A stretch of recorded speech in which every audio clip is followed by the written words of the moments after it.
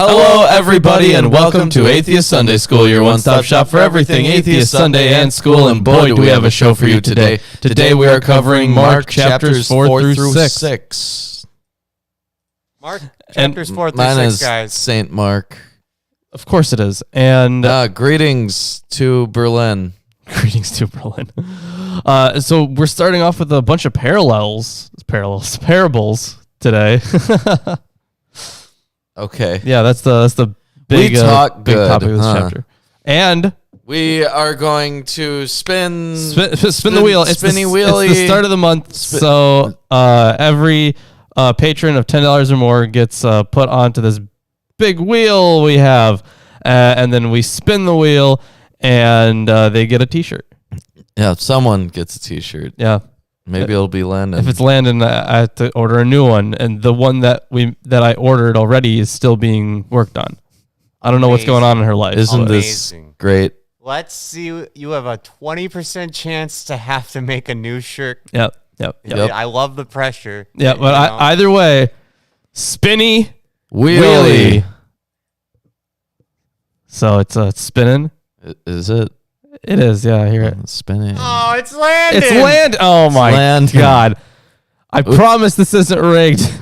I also promise this isn't rigged. Here, I'll spin it again just to prove it. Watch it land on Landon one more time. Okay, it did land on Landon, but that's holy insane. shit. I got to spin this again now. Just to see if it's not rigged. See. This is obviously rigged. There we go. Okay, it's clearly not. I apologize to the people who don't seem to get free T-shirts. We'd love you to get free another one coming up for Landon. If Landon wants to just give his free T-shirt to someone else. This is our motivation to create new T-shirts. We cannot remove our motivation. That's true. It's our pace setter. Welcome to Milwaukee Atheists, where we take every penny that you guys give us and use it to get more T-shirts. To Landon. For Landon. But hey, I mean, they could win eventually. If you become a $10 patron or more, you could prevent Landon from winning a T-shirt and save us the trouble of constantly making new T-shirts. Yes, exactly. Hashtag really nice. Stop Landon. Become a patron. Yeah. Okay. Anyways, so we'll get him another one, and we'll have to talk again this week, Lawrence. You and I know. We'll figure it out. So I have the King James Version of the Bible. I have the English Standard Version. I also have the Jewish Annotated New Testament. We have Erdman's commentary on the Bible. We have the NIV Study Bible. We also have from the Hermenia series from what's his name? Oh, it's from Adela Yarbo Collins, a great author, by the way. You should read a lot of her books. Yeah. And this is from Hermenia translation and commentary on the Gospel of Mark. We also have the Greek New Testament. And a textual guide. Textual guide to the Greek New Testament. Yep. As well as the New King James, the text of the New Testament by Metzger, and the Historical Jesus in Context by Dale Allison and some other people. Amy Jill Levine. Yes, and John Dominic Crossan. Yep. Now we also have the Oxford Companion to the Bible. Yeah, but who cares about the Oxford Companion to the Bible? Wow. I only like to bring it up as a joke, but I usually let that joke lay for a few weeks before I bring it up again. It's a pretty useful book. Oh, yeah. If you've never read the Bible. Right. Yeah. See how we mentioned that before. It's also about as long. Yeah, it's just a big glossary. In fact, you might as well just read the Bible. If effectively, you're read it. That's what we were saying. Yeah, that's true. Or listen to all of our, podcasts until now. Yep. We'll get to the end sooner than later. Anyways, why don't I hop into chapter 4 here? All right, sounds good. Yeah, we got a lot going on. Jesus is about to teach by parables. Yep. Yeah. Chapter 4.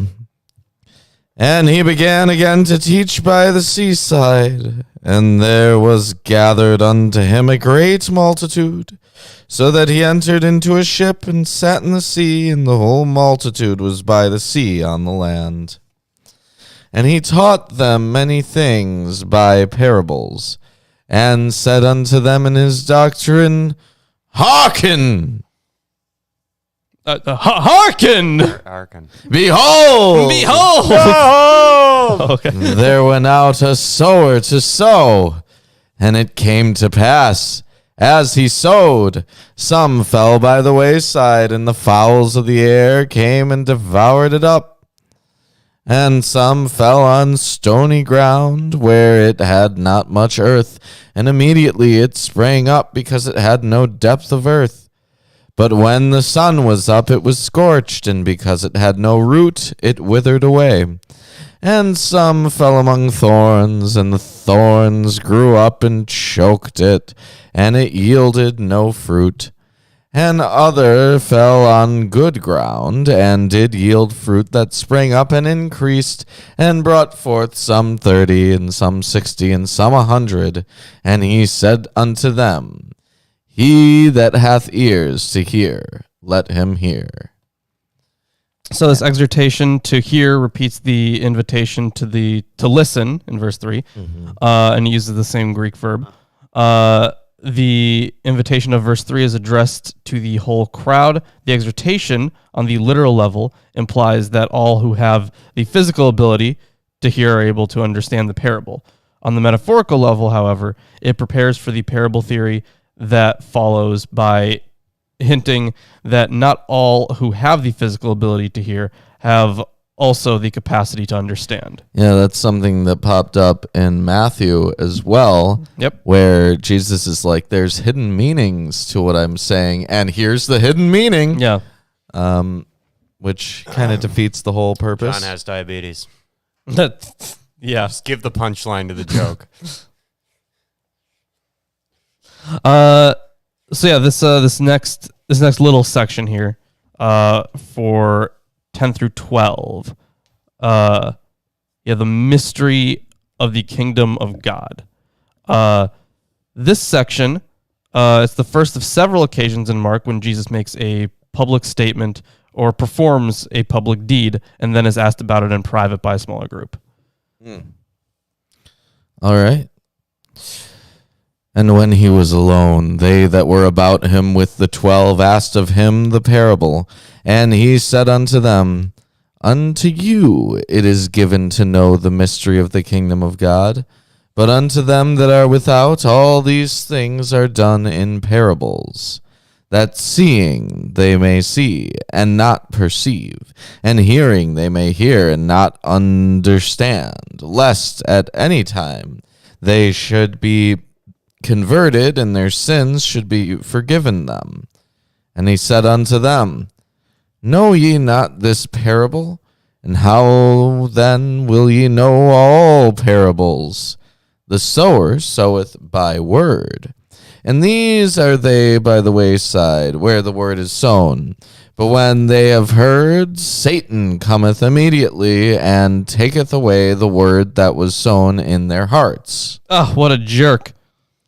Yeah, so Satan just like appears and takes away information that they have. Or their understanding, or maybe like misuses it or something. So that was what? That was verse. Corrupts almost. That was verse what? 15. It looks like. Yeah. Yeah. So yeah, in 4:15, the interpretation of the sowing along the road is introduced by the demonstrative pronoun hoti. So these things. These people, these things, it could be used in a number of ways. The use of such demonstratives is typical of the interpretation of dreams.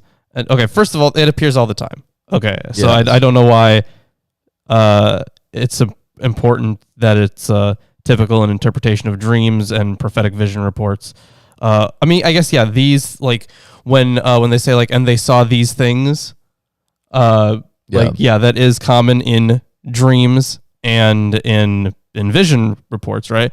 But when you still see it, like, I guess more secularly, everywhere, like it just refers back to something else, Right. So either way, the audience is not told how Satan's taking away the word that had been sown would be experienced. Presumably, Satan was thought to work through other human beings to persuade those who had accepted the word to change their minds and to commit or recommit themselves to other points of view and ways of life. Another possibility is that Satan was believed to work directly by inspiring certain thoughts. Jesus' rebuke of Peter in 8:33 may indicate that the author of Mark considers... Okay, well, we're not exactly there yet. We'll get there eventually. Yeah. But, so for Satan leading them astray, you can... This is pretty easily tied into modern-day definitions of Satan. Mm-hmm. Where it's like, what Satan did. He, of course, placed bones in the earth. And now we think that there were once dinosaurs. How crazy is that? Yeah, that's a deception. Yeah, big deception. Very rude of him. But you know what? Luckily, we're here to tell you what's what. Right. Okay, moving on. And these are they likewise which are sown on stony ground, who, when they have heard the word, immediately receive it with gladness, and have no root in themselves, and so endure but for a time. Afterward, when affliction or persecution ariseth for the word's sake, immediately they are offended. And these are they which are sown amongst thorns, such as hear the word, and the cares of this world, and the deceitfulness of riches, and the lusts of other things entering in, choke the world, and it becometh unfruitful. Yeah. So remember in the Psalms, there was one that was specifically about a root trying to grow on stony ground. Yep. Yeah. That's not going to work. Pretty verbatim what happened in the last book. Well, I don't know. I'm not sure if it's verbatim. It might be. Well, yeah. Conceptually, if you know what I mean. Absolutely, yeah. This is the same parables Yeah. that he's talking about. Yeah. You know, when we were reading Third Enoch, we're still reading Third Enoch, but there were significant manuscript differences, right? And, looking at these Gospels, not that different than the manuscript differences. Yeah. More significant changes were made. Absolutely. Let's continue on then. And these are they which are sown on good ground, such as hear the word and receive it, and bring forth fruit, some 30-fold, some 60, and some 100. And he said unto them, Is a candle brought to be put under a bushel or under a bed, and not to be set on a candlestick? For there is nothing hid which shall not be manifested, neither was anything kept secret, but that it should come abroad. If any man have ears to hear, let him hear. All right, so kind of a restatement of what was before. Yeah. Now, we went through this parable, and we saw the reactions to the words that he speaks. He totally discounts the possibility that anyone would just ignore him or, think that he's full of shit. How could you ignore Jesus? Oh, there's only these set possibilities, and no possibility outside of these few. Yeah. And he said unto them, Take heed what ye hear. With what measure ye mete, it shall be measured to you, and unto you that hear shall more be given. For he that hath, to him shall be given, and he that hath not, from him shall be taken, even that which he hath. So obviously, this is more about faith than it is about wealth or anything. No, it's saying to steal from the poor and give to the rich. That is, oh man, that would be very much in contrast to Jesus' character. Yeah. But, if you want a literalist interpretation. Yeah, and if you want a very literal interpretation, steal from the poor and give to the rich. Yep. Please don't. And he said, so is the kingdom of God, as if a man should cast seed into the ground. That's something that is punishable by death. Lawrence. Yeah, right. Casting What your seed was the into the guy's name? ground. I forget his name, but I forget his name. The situation was that his brother died, and then his brother's wife needed to bear a child. So yeah, and the thing is, so they slept together, but he pulled out. He pulled out, and he came on the ground. And then God smote him down where he stood. Yeah, God killed him right there.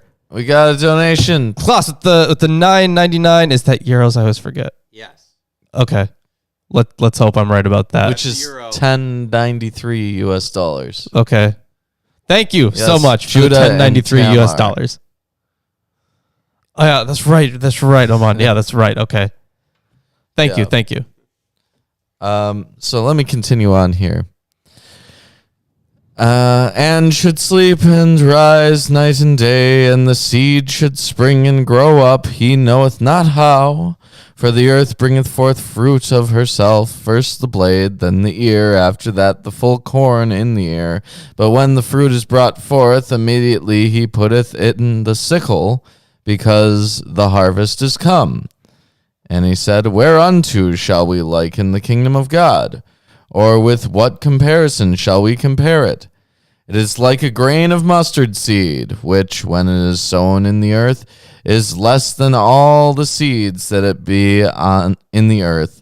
But when it is sown, it groweth up, and become greater than all herbs, and shooteth out great branches, so that the fowls of the air may lodge under the shadow of it. Yeah, so before we talk about the Also, the mustard plant only grows a few feet high.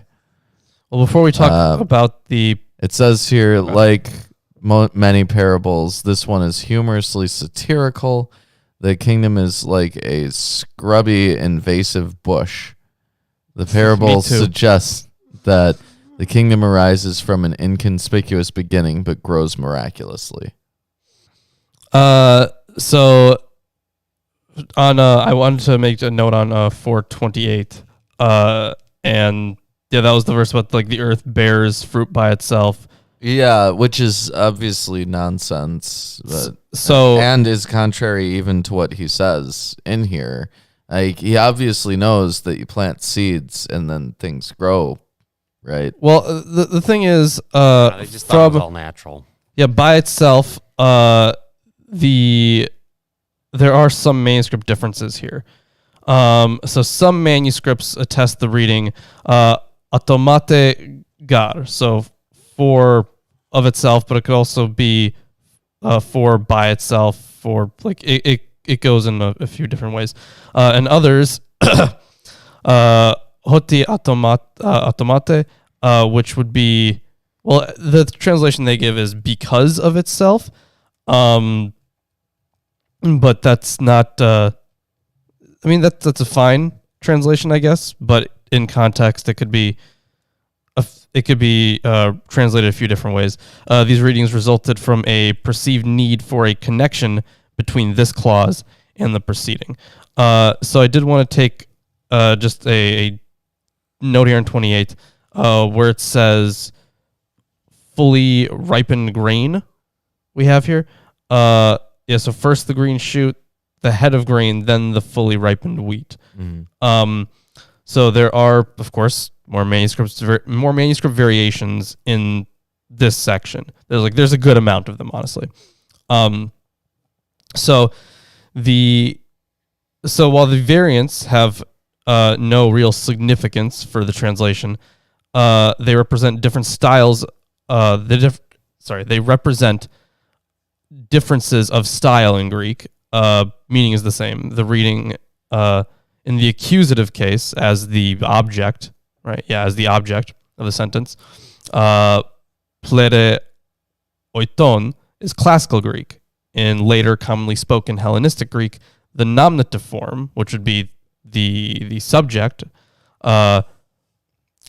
pleres, was frequently used for this adjective regardless of the case of the noun that it modified. So that is just interesting. Mm-hmm.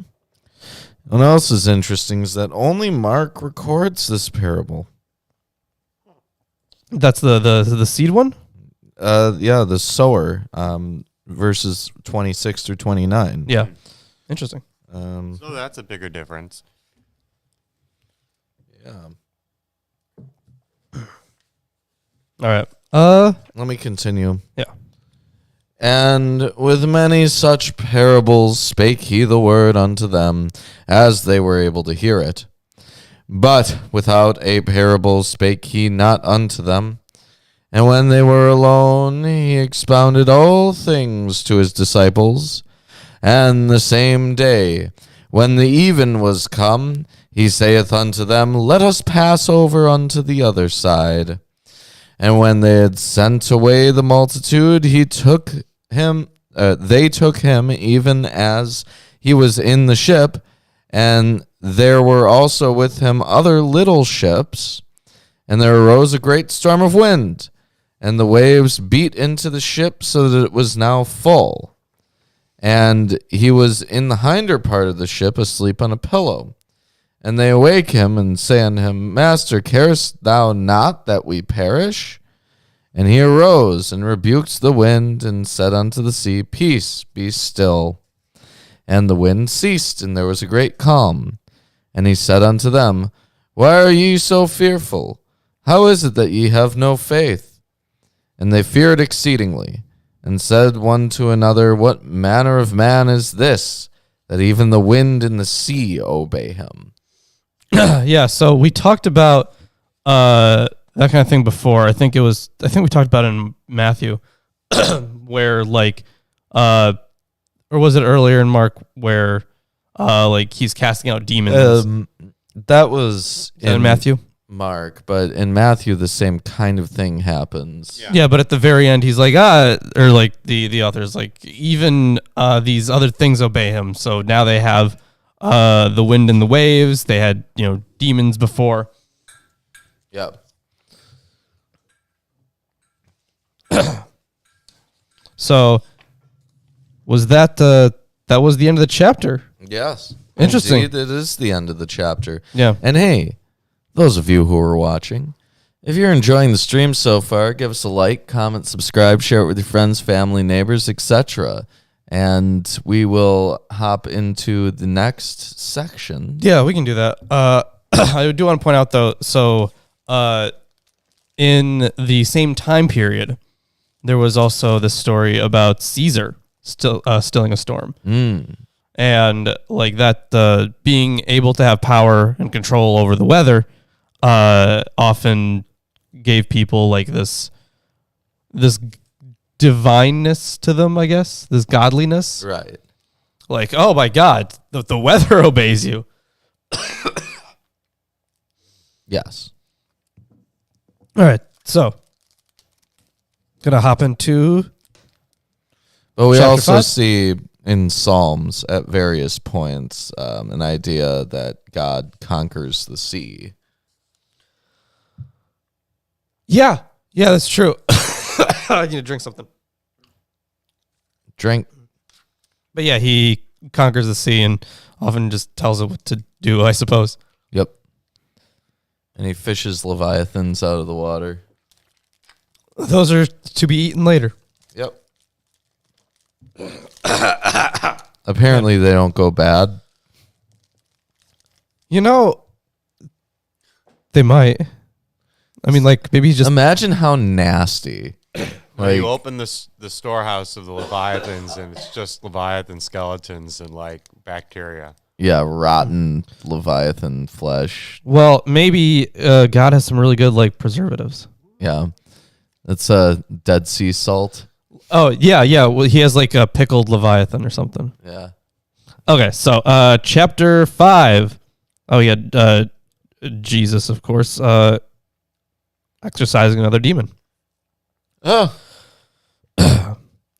They came to the other side of the sea, to the country of the Gerasenes. We pretty much had that exact same verse in Matthew, right? Didn't we? Yeah. It's in Gentile territory. Gerasa is 40 miles from the Sea of Galilee, which makes the setting inconsistent with verse 13. Gerasa may evoke the Hebrew gerash, which means expel. The term appears in some biblical accounts of God expelling nations from the land. For example,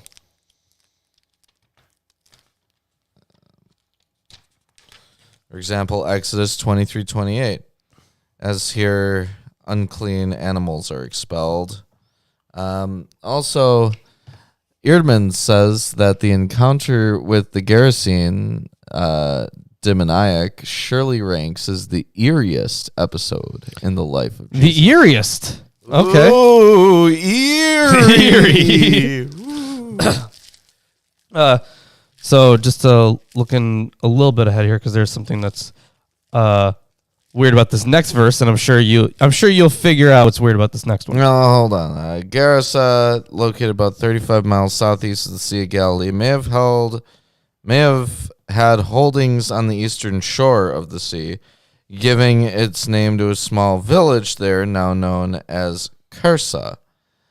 About 1 mile south is a fairly steep slope with 40 yards of the shore. And about 2 miles from there are cavern tombs that appear to have been used as dwellings. So remember last week we were talking about how for one of the cities they may have used like the greater Decapolis. Yeah. Like, so instead of being in like the city proper, they'd be like in the region of cities that were included as Right, like how all of Massachusetts is Boston. Yeah, pretty much, exactly. So, when it says district of the Gerasenes, or it could be more specific as the district of the Gerasenes. Oh, man. So, continuing on here. And when Jesus had stepped out of the boat, immediately there met him out of the tombs a man with an unclean spirit. Now, I'm wondering, why was he in the tombs? Apparently they were used as dwellings. Ooh. Almost gotta live somewhere. Like they're caverns. Yeah, I guess. Yeah, you gotta live somewhere. I guess, yeah. Well, shit. That doesn't sound great. And unfortunately, there's not like really a note on that. It's additionally a little spooky. It is, yeah. Like, you know, like on Halloween where people live in the graveyard. Yeah. That's the thing people do, right? They live in the graveyard. Yep, they do it all the time. Yeah. All right. So, he lived among the tombs, and no one could bind him anymore, not even with a chain, for he had often been bound with shackles and chains, but he wrenched the chains apart, and he broke the shackles in pieces. No one had the strength to subdue him. So, wait, so this sounds like a prisoner who escaped. Yeah, the villagers no doubt chained him partly for their own protection. This harsh treatment added to his humiliation. So he's been isolated, sounds like. Mm-hmm. Living in tombs, chained up, but he keeps breaking out, chains. yeah. You know what? Good for him. Yeah. He has nothing to lose but his chains. Night and day among the tombs and on the mountains, he was always crying out and cutting himself with stones. Interesting. So that was verse 5. Okay. Well, nothing on that one either. All right. I have a note.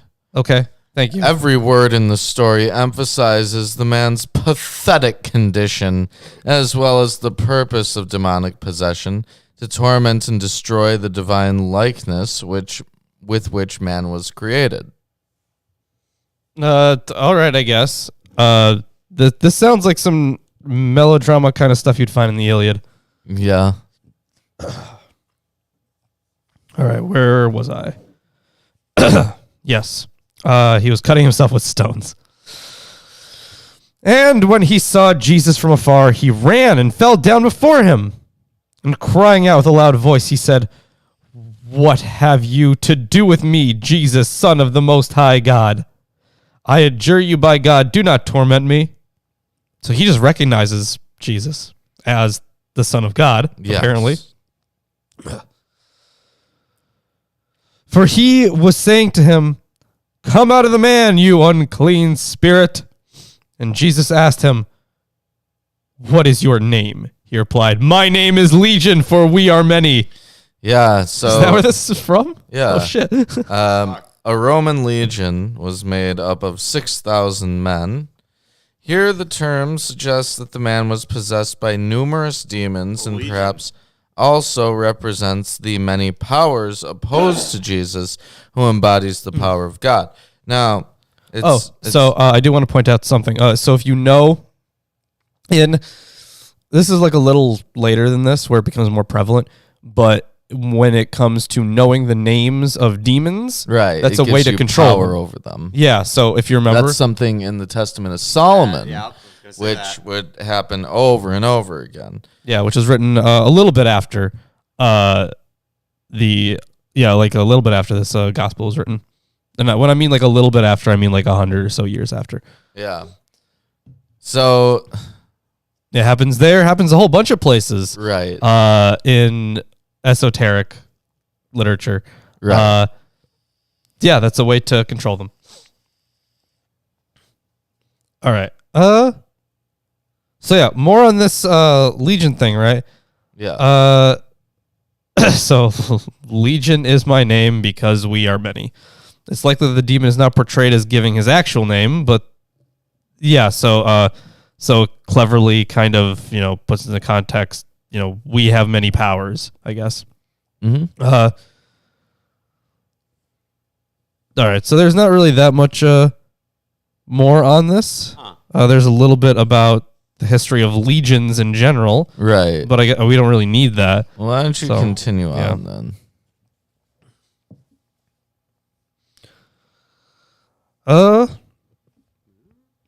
And he begged him earnestly not to send them out of the country. So what they mean here, the demons were fearful of being sent into eternal punishment, i.e. into the abyss, as in Luke 8:31. Yeah. Now, a great herd of pigs was feeding there on the hillside, and they begged him, saying, "Send us to the pigs, let us enter them." So he gave them permission. And the unclean spirits came out and entered the pigs and the herd, numbering about 2,000, rushed down the steep bank into the sea and drowned in the sea. So these demons have now possessed the pigs, and they make them kill themselves. Well, the story... What a story. Opens several questions without providing answers. Do the swine represent the Roman army? Do they represent the expulsion, Gerash, of unclean animals or the Roman armies? Are the Gerasenes angry over the loss of their herds? What is the significance of a Gentile asking to follow Jesus? Which I suppose that occurs later. But this is... Wait, hold up. So this is really weird. Because Gerash means expulsion, and they're in the land of the Gerasenes. And they represent themselves as a legion. The Roman legion is a military unit. And then they're identified with swine, which then literally flee and die. That's pretty funny. It seems like a pretty straightforward polemic against the Romans. That's good stuff.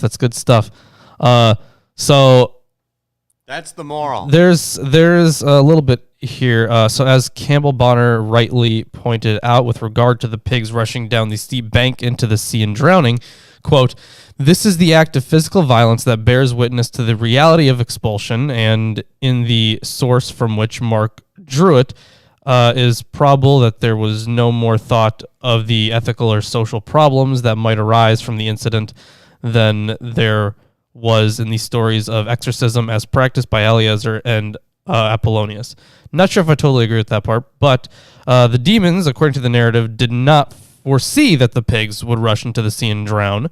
Now, I'm not sure about that. It seems like they are a cause for it. Huh. Although it is really weird that they would just do that they would just hop off a ledge, which is really weird. So yeah. I'm not sure. Or maybe just they're sea pigs. Maybe sea pigs. No, maybe they just felt so horrible with the demons stuck inside them that okay, so all these demons possessed one guy, but they all possess separate pigs? Yes. Mm-hmm. For some reason. Yes. Well, pigs are... They hold less demons. Yeah. Their demon organ is smaller. What's heavier, 1,000 pounds of steel or 1,000 pounds of feathers? Oh my God, it's almost like they're the same weight. Oh, steel is heavier than feathers. Shut up, Lawrence. Shut up, I hate you. That name's great. So the herdsmen fled and told it in the city and in the country, and the people came to see what it was that had happened. And they came to Jesus and saw the demon-possessed man, the one who had the legion, sitting there, clothed and in his right mind, and they were afraid. They were afraid that this guy was not insane anymore. I don't know. I guess. Keep reading. Or the fact that they were previously power, afraid of him, and they're now not. Yeah. Well, yeah, they're like, oh, what's going on here? Oh, this guy again. Yeah, right. And those who had seen it described to them what had happened to the demon-possessed man and to the pigs, and they began to beg Jesus to depart from the region, and he was getting into the boat. So they are afraid of Jesus' power here. Yeah. Yeah. So, as he was getting into the boat, the man who had been possessed with demons begged him that he might be with him. And he did not permit him, but said to him, "Go home to your friends and..." What friends? "Go home to your friends and tell them how much the Lord has done for you and how he has had mercy on you." I mean, it says go home to your family. The NIV. Oh, okay. Well, either way, and this man has been living in a tomb for a long time now, apparently. So I guess we don't know this guy's origin story, right? You killed all the pigs in this region, and we're terrified of you. Yeah, you're right. You killed all the pigs. Well, that is a good point. He is responsible for a lot of their food being gone. That is true. Yeah.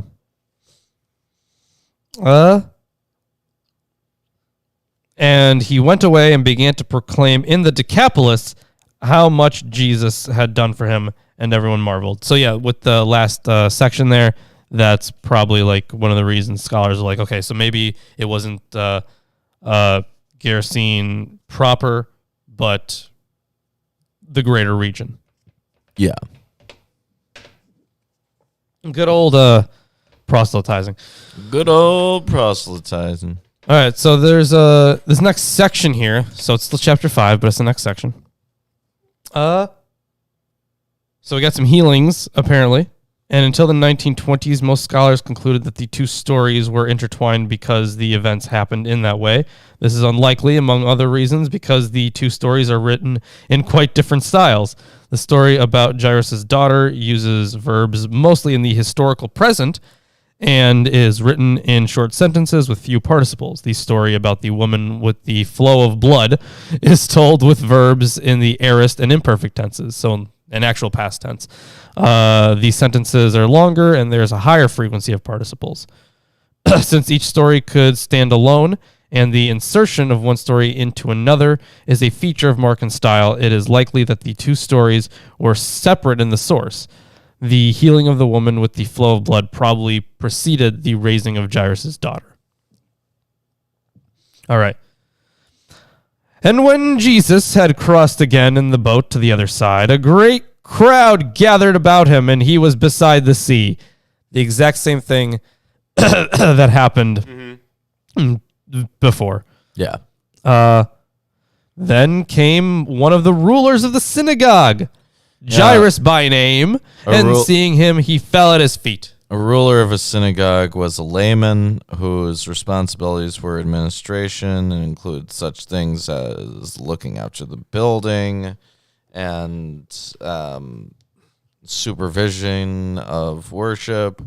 There were exceptions. Most synagogues only had one ruler. Sometimes the title was honorary with no administrative responsibilities. Nice.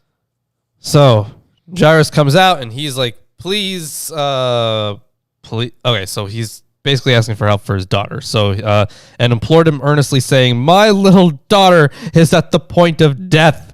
Come and lay your hands on her so that she may be well and live. Sorry, and live. I can't read. May be well and live. And he went with him. And a great crowd followed him and thronged about him. And there was a woman who had it just skips to the next thing. And there was a woman who had a discharge of blood for 12 years. Yeah, so that sucks. Jewish law distinguished between a menstruating woman, or nida, and a woman with an irregular continuous flow of blood, zava. Mark here refers to the latter. Leviticus 15 addresses normal and abnormal genital discharges. All cause ritual impurity, with different responses commanded.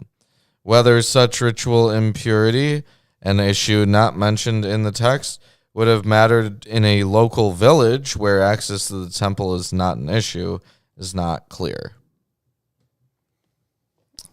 So, currently looking at, all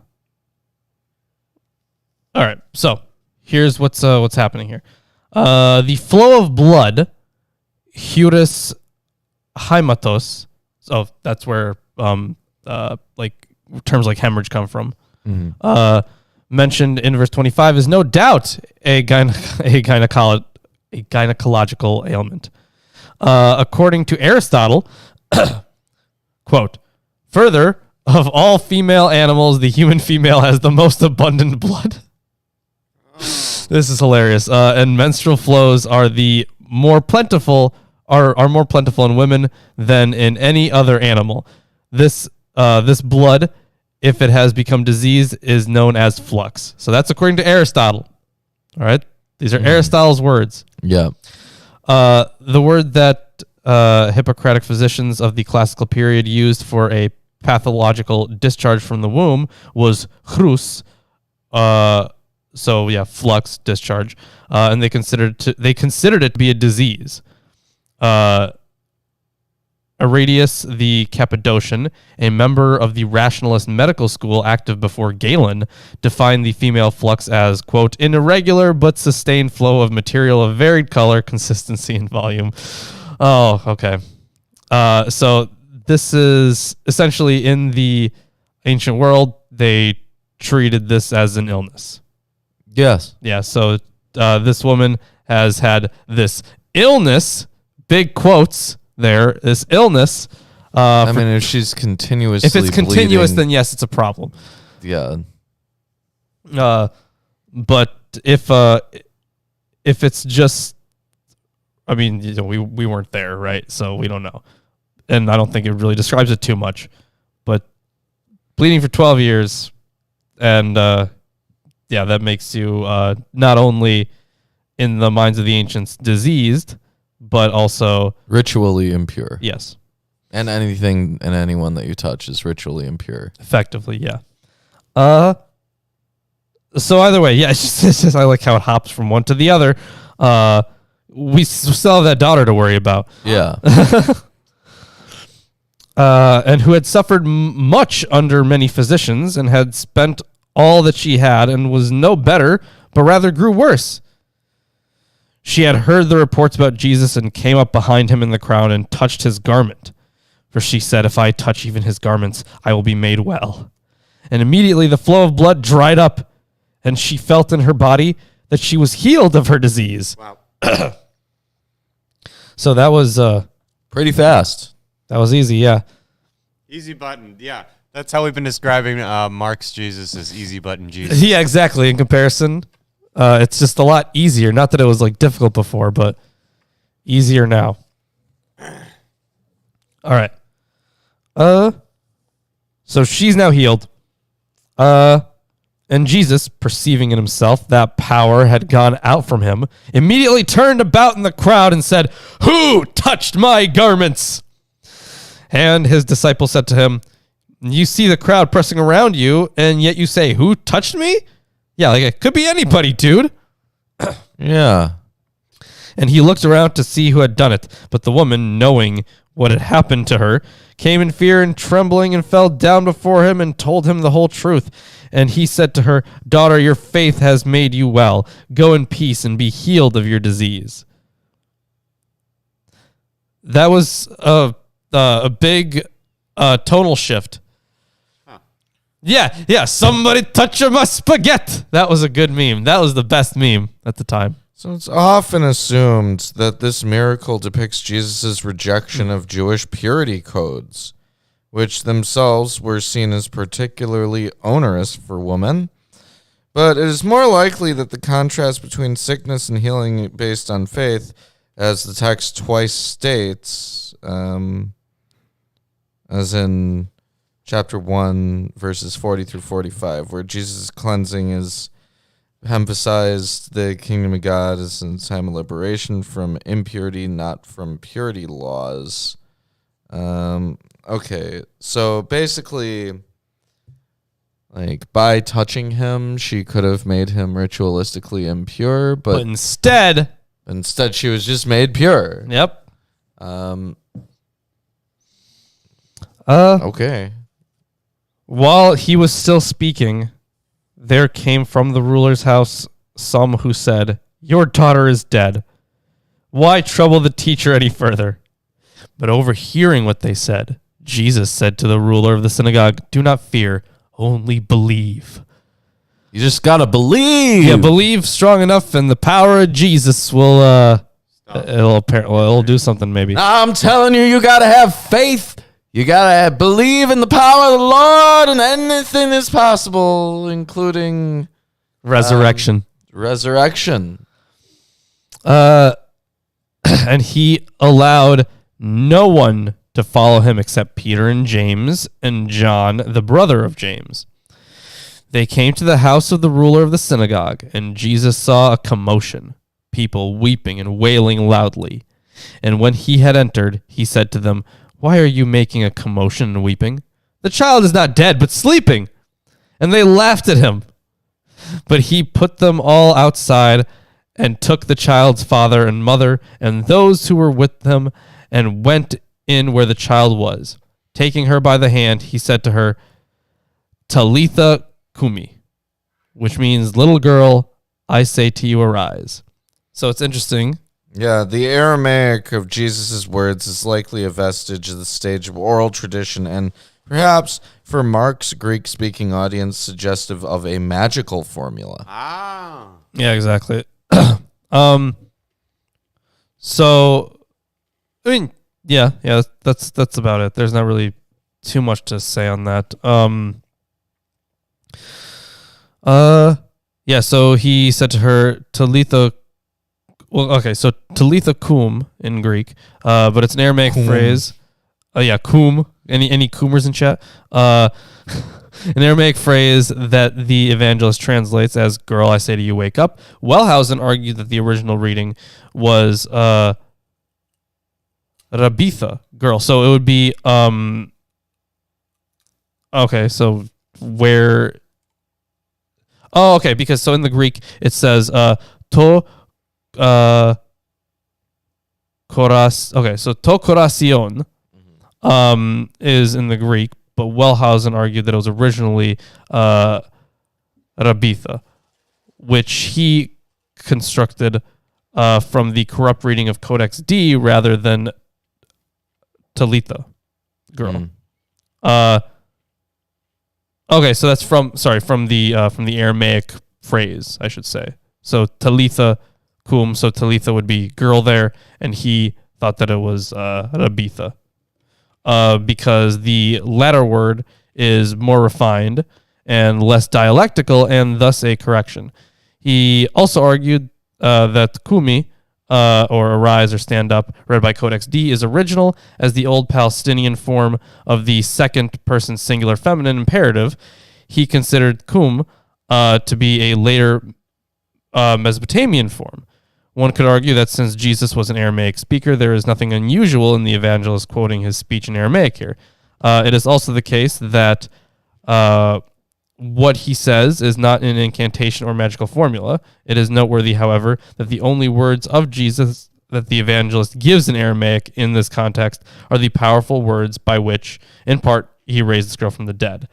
The implication is that for Greek speakers in the audience, the Aramaic words were in themselves perceived to be mysterious and powerful. Yeah. And also, Mark is the only gospel writer who here preserves the original Aramaic.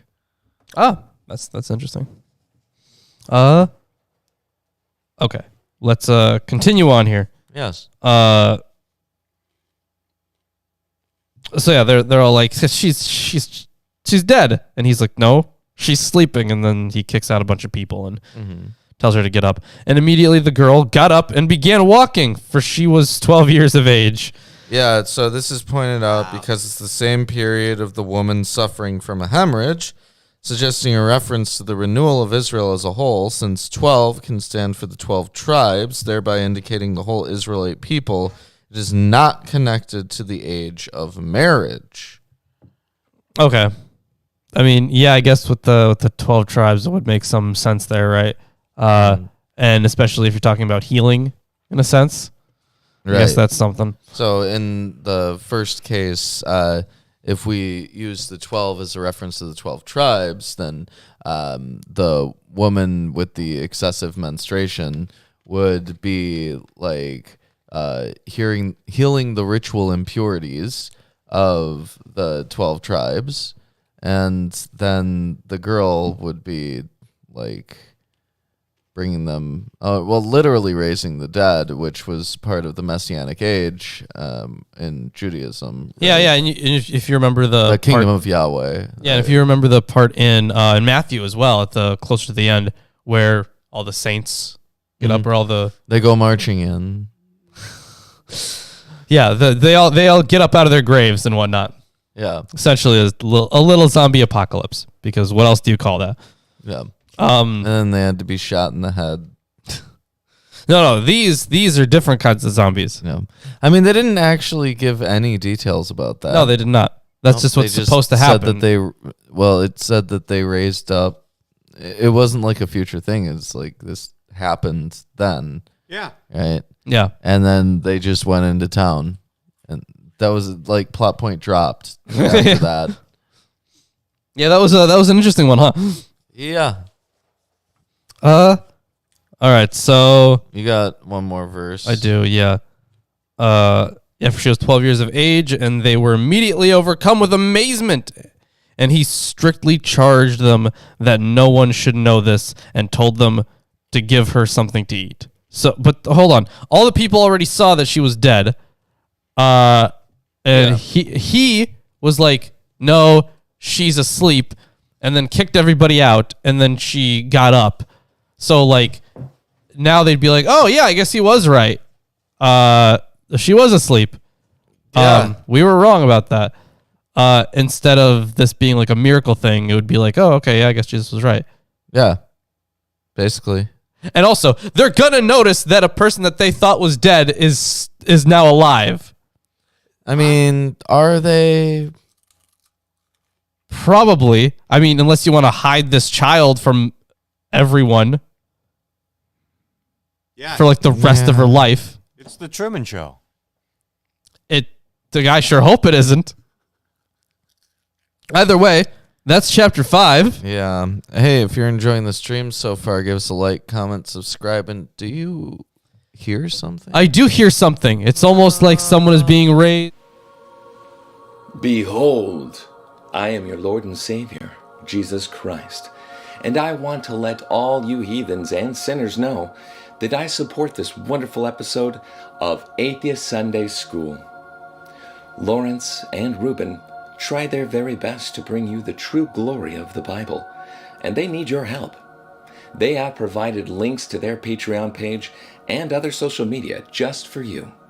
Once again, my name is Jesus Christ, and this is Milwaukee Atheists. The Lord is with them. God bless. Jesus, hey, we were just reading about you here. You apparently saved a woman who was menstruating too much, apparently, and you saved a little girl's life, so good for you. Necromancy, straight up. She wasn't asleep. You lied to those people. Well, the thing, you lied to those people. Why would you do that, Jesus? I thought lying was a sin. So, wow, how rude. Plan. It's part of God's plan, and He's God. The end. Can't sin. Right. So it's either Jesus is just lied to the people. That's option number one. Option number 2 is he that would be the case where he did raise somebody from the dead. Option number 2, this isn't a miracle. Yeah, so she was actually asleep. Just woke somebody up. Yeah, so Occam's razor is for that one. sure. But also, like, if you're a reader, you got to take away one of those things, and so in one of those, Jesus is powerful, but he lied, and the other one, it's fine, I guess. There's nothing wrong with waking somebody up, right? No, I mean, so. Maybe so you should take that one. Maybe they were tired and they needed that sleep, Yeah, just this wouldn't be a miracle then. They might not be able to get back to sleep. I don't know. Yeah. So maybe the girl just had, maybe she was suffering from sleep deprivation. Oh my God, Reuben. Yeah. Oh, what's up? I was just in the other room, and then Jesus was like, "Coom," and did you coom? I had to in order to get over here. Wow. Okay. So yeah, we can hop into chapter 6 here, and we've had this narrative before. This is thank you, Carlos. Carlos with the $4.99, very much appreciated. Yeah, and apparently we're number 1. No, Carlos, you're number 1. Oh wow! Currently, wonderful. But that changes constantly. So, last chapter. That's right, chat. Fight for number 1. Last chapter of the day is chapter 6, and it's a little longer, but let me hop right into it. Way less commentary, probably. Anyways. Chapter 6. And he went out from thence and came into his own country, and his disciples followed him. And when the Sabbath day was come, he began to teach in the synagogue. And many hearing him were astonished, saying, From whence hath this man these things? And what wisdom is this which is given unto him, that even such mighty works are wrought by his hands? Is not this the carpenter, the son of Mary, the brother of James and Joses, and of Judah and Simon? And are not his sisters here with us? I don't know. And they were offended at him. Yeah, so he has so many siblings. He has a family, yeah. So obviously, the first one's a rhetorical question. So criticism of social background was a standard mode of invective in antiquity. The compiler of the Life of Sophocles denied these statements of earlier writers that Sophocles' father was a carpenter, a bronzesmith, or a sword maker, and defined his aristocratic background. The writers of Old Comedy made fun of Euripides by calling him the son of a woman who sold vegetables. The claim... I bet your mom sells vegetables. I can't say that to either of you, actually. My bad. You can. I bet your mom sells vegetables. She probably does. When the saints come walking in, maybe you. I bet your mother's used to sell vegetables. There you go. Oh, there you go. The claim that Jesus himself was a carpenter could be an insult if taken literally. Compare Lucian's mockery of Hesiod as a mere shepherd, an imposter. If taken figuratively, however, carpenter is equivalent to poet. Oh, right, because it's the same word. So, maker. It comes from the word poieo, which it can mean make, it can mean to compose, it can mean to just do something in general. So it's the same word that would be used there to make and to be a poet. It's the same root word. Well, you see, Lawrence, how important poetry is? No. It's the same thing as carpentry. No, it's not. It's literally. I don't care if they use the same word to describe those jobs sometimes. There's no difference whatsoever. These are the same thing. It's a maker, I guess. It's like, you know that meme? It's where it's two pictures. You have to tell the difference between them. Yeah, and you're like, they're the same They're picture. the same picture. No. That's a good meme and frustrating for like OCD people who are like, I can't find the difference. Yeah.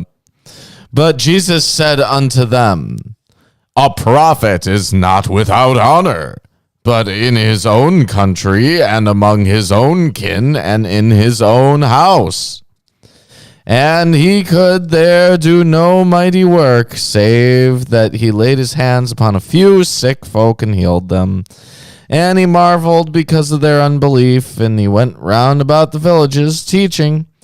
And he called unto him the 12, and began to send them forth 2 by 2 and 2, and gave them power over unclean spirits, and commanded them that they should take nothing for their journey, save a staff only, no scrip, no bread, no money in their purse, but be shod with sandals, and not put on 2 coats. And he said unto them, in what place soever ye enter into a house, there abide till ye depart from that place. Wherever you go, there you are. Wow. And whosoever shall not receive you, nor hear you, when ye depart thence, shake off the dust under your feet for a testimony against them.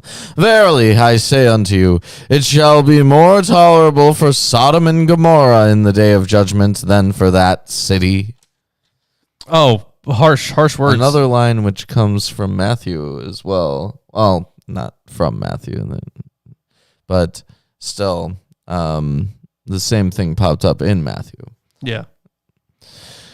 And they went out and preached that men should repent, and they cast out many devils and anointed with oil many that were sick and healed them. And King Herod heard of him. Hold on. Sorry, what verse? I just finished verse 13. Okay. And King Herod heard of him, for his name was spread abroad. And he said that John the Baptist was risen from the dead, and therefore mighty works do show forth themselves in him.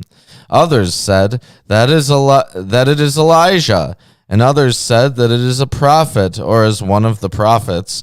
But when Herod heard thereof, he said, it is John whom I beheaded. He is risen from the dead. No shit. For Herod himself had sent forth and laid hold upon John, and bound him in prison for Herodias' sake, his brother Philip's wife, for he had married her. For John had said unto Herod, it is not lawful for thee to have thy brother's wife. Sorry, just one quick question. So you had before Sodom and Gomorrah? Yeah. Huh. I say to you, it shall be more tolerable for Sodom and Gomorrah in the day of judgment than for that city. That's in verse 11. Yeah, no. So we can talk about this here. So the translation that I have, and when a place does not welcome you or listen to you, as you go out from there, shake off the dust which is under your feet as testimony against them. That's it. So many manuscripts add the saying, truly I say to you, and all that stuff. This edition was inspired by Matthew 10:15. So I'm gonna, what's that? That's verse 11, right? Not in that one. Yeah, verse 11. And I can check the Greek New Testament here to see what they use. But yeah, apparently it's not in all the manuscripts. It's in a lot. I'm guessing later ones. That's just my guess. Apparently, it found its way into the best version of the Bible, the KJV. Okay, well, no, that's another reason why the KJV is so poor. These are based on probably it's based on worse manuscripts. So yeah, I was looking like where's he seeing Sodom and Gomorrah? And apparently it's it's not in all the manuscripts. Which is interesting. So yeah, it would have been taken over from the part in Matthew later on, but would not fit into this. All right. So John said unto Herod, "It is not lawful for thee to have thy brother's wife." We've talked about this before. Therefore Herodias had a quarrel against him and would have killed him, but she could not. For Herod feared John, knowing that he was a just man and a holy and observed man. And when he heard him, he did many things, and heard him gladly. And when a convenient day was come, that Herod on his birthday made supper to his lords, high captains, and chief estates of Galilee. And when the daughter of said Herodias came in and danced and pleased Herod, and them that sat with him, the king said unto the damsel, "Ask of me whatsoever thou wilt, and I will give it to thee."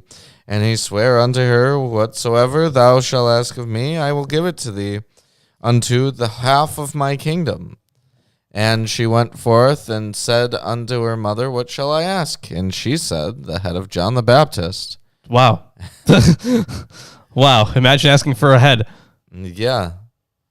She was just so salty about having been insulted by having John point out that, yeah, it's not legal for you to do that. So what a dick. Okay, well, off with his head.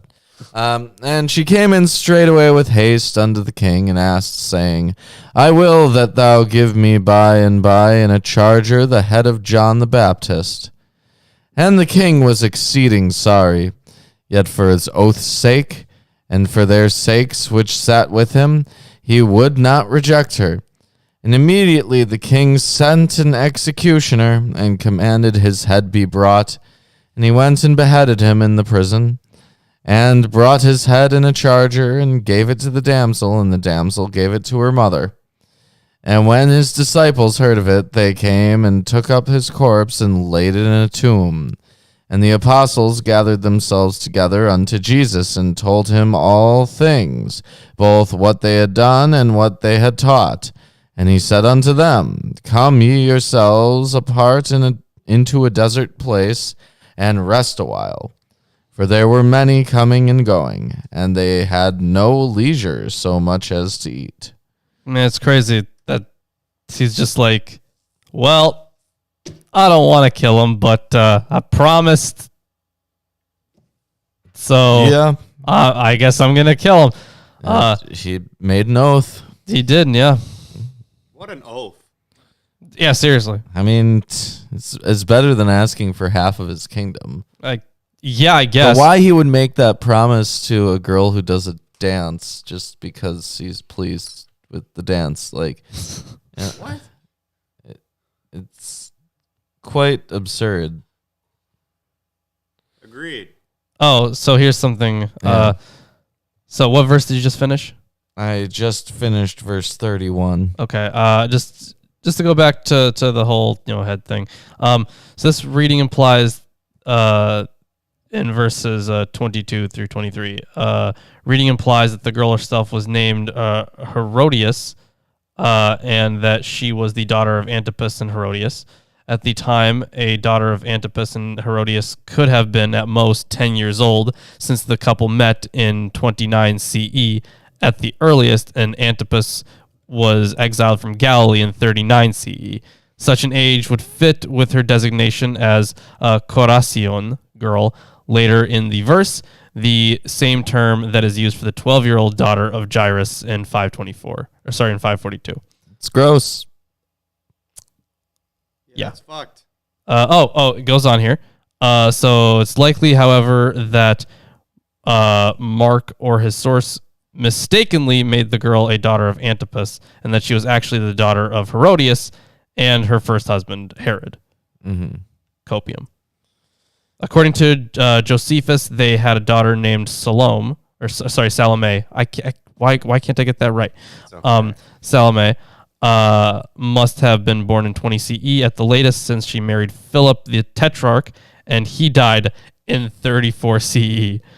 She must have been at least 13 years. Oh my God, the past, everyone, the past. Yeah, it wasn't uncommon. Even like 100 years ago. Yeah, I know.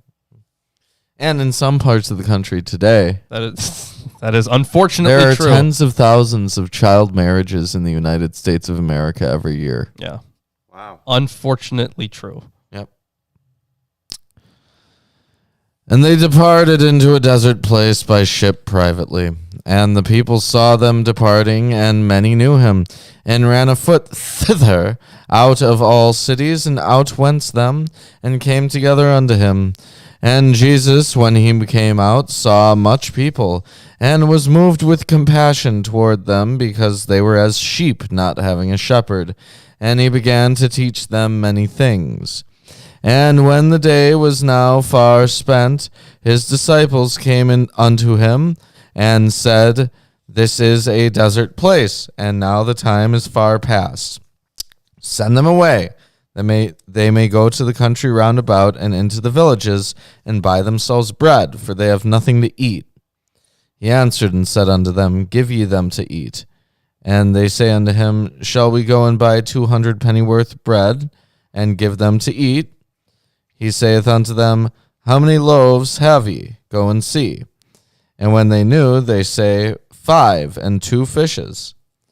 And he commanded them to make all sit down by companies upon the green grass. And they sat down in ranks by hundreds and by 50s.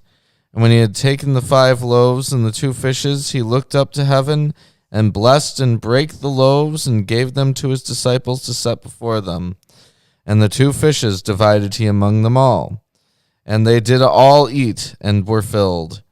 And they took up 12 baskets full of the fragments and of the fishes, and they that did eat of the loaves were about 5,000 men. And straightway he constrained his disciples to get into the ship, and to go to the other side before unto Bethsaida, while he sent away the people. No, I do want to, before we continue here, I do want to note one text from Qumran here. So this is known as the sometimes it's known as the rule of the community rule, or the Damascus document, I believe is the other name for it. I could be wrong on that, but I know community rule is what it usually goes by. So yeah, immediately following the rule of the assembly of the camps is the rule of the inspector of the camp. This is So this is a quotation from it. He shall instruct the many in the deeds of God, and shall teach them his mighty marvels, and recount to them the eternal events with their explanations. He shall have pity on them like a father on his sons, and will provide drink to all the afflicted among them like a shepherd his flock. The similarities between this passage and the context of the feeding of the crowd in Mark 6 are striking. Like the inspector, Jesus teaches the crowd and has pity on them. The inspector is to care for the many as a shepherd his flock, which Jesus implicitly does. These similarities reinforce the inference that the groups of hundreds and fifties in verse 40 draw upon Scripture, Exodus 18:21 and 25, and Deuteronomy 1:15, to speak about the eschatological community. The rule of the community, that's the community rule document, also depicts the community as organized in thousands, hundreds, fifties, and tens, so that each member may know his standing in God's community in conformity with an eternal plan. Furthermore, the War Scroll also from Qumran, presupposes the restoration of the 12 tribes of Israel and links them to the organization of the army of Israel into thousands, hundreds, and fifties and tens. And the rule of the congregation describes a gathering of the community with the Messiah of Israel, in which the seating arrangement seems to follow the same organization. And when he had sent them away, he departed into a mountain to pray. And when even was come, the ship was in the midst of the sea, and he alone on the land. And he saw them toiling and rowing, and the wind was contrary unto them. And about the 4th watch of the night he cometh unto them, walking upon the sea, and would have passed by them. But when they saw him walking upon the sea, they supposed it had been a spirit, and cried out. For they all saw him and were troubled, and immediately he talked with them, and saith unto them, Be of good cheer, it is I, be not afraid. And he went up unto them into the ship, and the wind ceased, and they were sore amazed in themselves beyond measure, and wondered, for they considered not the miracle of the loaves, for their heart was hardened. And when they had passed over, they came into the land of Gennesaret, and drew to the shore. And when they were come out of the ship, straightway they knew him, and ran through that whole region round about, and began to carry about in beds those that were sick, where they heard he was. And whithersoever he entered, into villages or cities or country, they laid the sick in the streets, and besought him that they might touch, if it were but the border of his garment. And as many as touched him were made whole.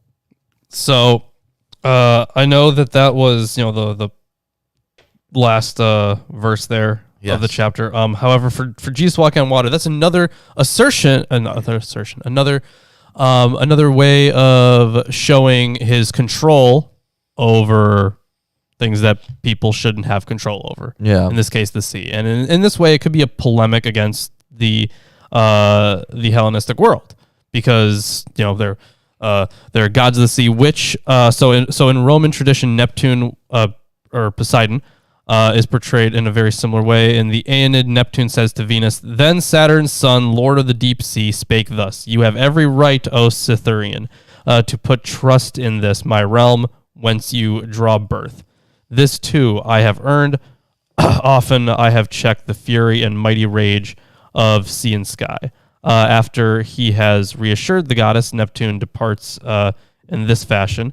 When with these words he had soothed to gladness the goddess's heart, the sire yokes his wild steeds with gold, fastens their foaming bits, and lets all the reins steam freely in his hand. Then over the water's surface lightly he flies in azure car. The waves sink to rest beneath the thundering axle of the sea of swollen waters is soothed, and the storm clouds vanish from the wide sky. So that's this walking on water thing is another way to show that this is in fact the God of gods, the King of kings kind of thing. Oh yeah. But with that being said, that's the last bit that we're reading today from this book. Yeah, it is. And you know what? I think it was all right, except for all the coughing I did. Yeah, that was bad. Yeah. So if you enjoyed the stream today, give it a like, comment, shares, send it to all your friends, family, neighbors. You can check us out on Patreon. Make sure you also hit the bell to know when we go live. Yeah, because we got some shows. We're going to be finishing up Third Enoch on Friday. Yep, and then on Sunday we'll be reading more Mark. Yes, we will. And Mark's not like super long, so right. Yeah. Either way, thanks for everyone for stopping by. We got we got that Patreon. Check us out. You can be on this show. You can get our video scripts. You can get a T-shirt over there. Yeah, the T-shirt giveaway was something that we did at the beginning, but you could just buy that T-shirt right there. Yeah. You can also check out our Amazon wish list full of books. Send us books. We'll put them on the table. We'll use them as sources, all that good stuff. You're investing in your own knowledge. Yeah. Some of these were from Amazon wish list. Yeah, most of them. A good number of them. Yeah. So all links are in the description. Facebook and Twitter, completely free to follow us on those platforms. And Lawrence diss tracks for MilwaukeeAtheist@gmail.com. yeah, get those diss tracks in there. And without further ado, we will see you on Friday. We don't know when Francesca will be on because she still hasn't gotten back to me, but thank you.